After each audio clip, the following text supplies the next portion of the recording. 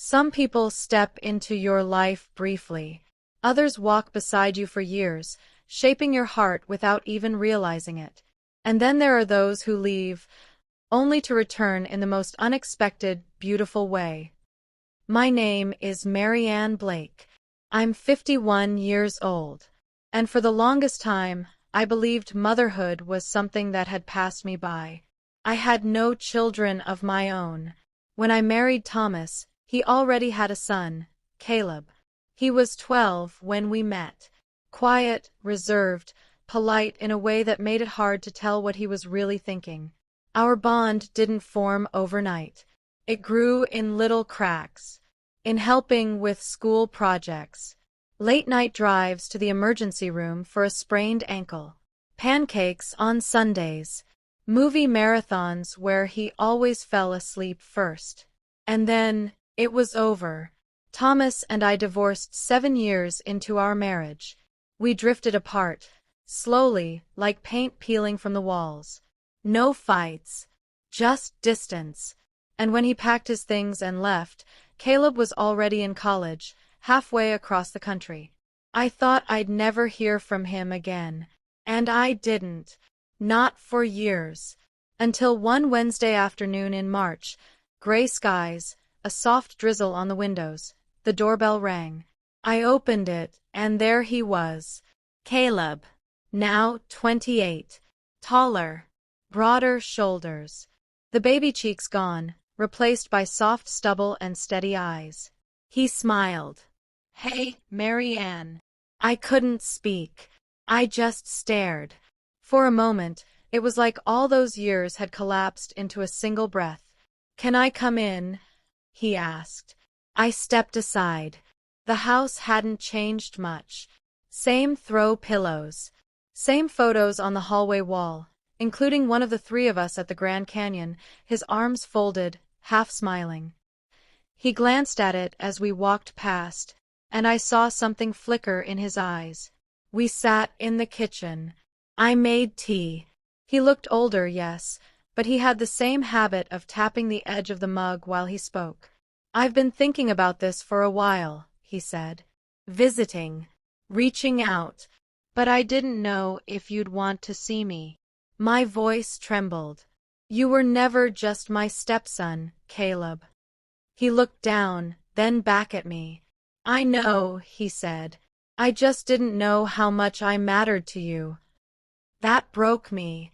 Tears welled in my eyes, fast and hot. You mattered more than you'll ever understand. We talked for hours. About his job, his travels, the way he still can't cook to save his life. And eventually, we touched on the harder things. The divorce, how distant he had felt from everything back then, how unsure he'd been of where he belonged. He stayed the night in the guest room, left early the next morning. But before he walked out, he paused in the doorway. I'll be back, he said. Soon. I believed him. For the first time in years, I felt that familiar warmth of being remembered, of being family. A week later, I got a letter. Handwritten, in his uneven print. Dear Marianne, when I was 13, I hated that you made me eat vegetables. At 14, I hated how you folded my laundry wrong. At 15, I hated how you never let me go to parties past midnight. At 16, I hated how you always knew when I was lying. At 17, I stopped hating. I just didn't know how to say thank you. You were there for every scraped knee, every broken rule, every silent storm I never talked about. You showed up, every single time. And I never told you how much that meant. I'm sorry for the silence. I needed to grow. But I never forgot. Ever. I want you to see something. This Saturday. Please come. I'll pick you up at 4. Caleb. I clutched that letter like a lifeline. That Saturday at 3:59 p.m., a black sedan pulled into my driveway. He was behind the wheel, dressed in a navy jacket and white button-up. Clean-shaven. Nervous smile. We drove without much conversation, just soft music and the occasional glance. 20 minutes later, he pulled up in front of a modest two-story building with a plaque that read, "The Blake House, Youth Support Center." I looked at him, confused.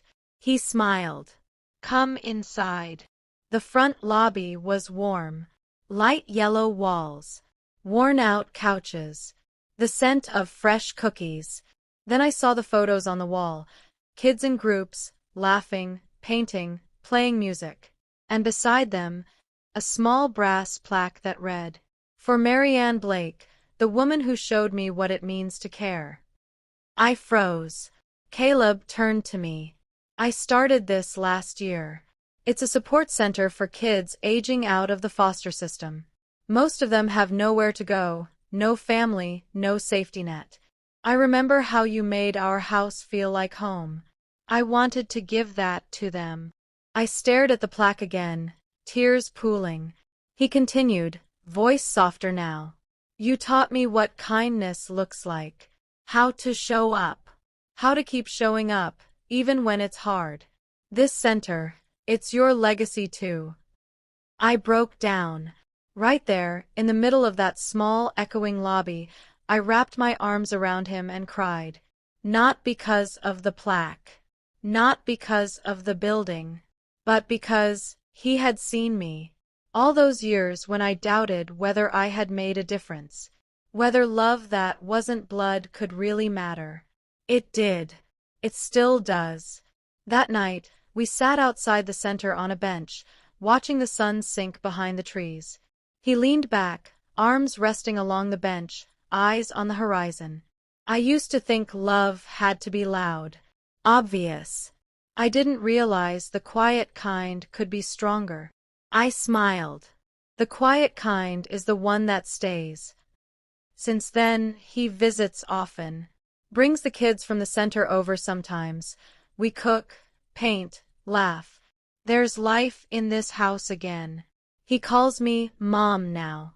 Not because he has to, but because he wants to. And I call him my son, because that's what he's always been.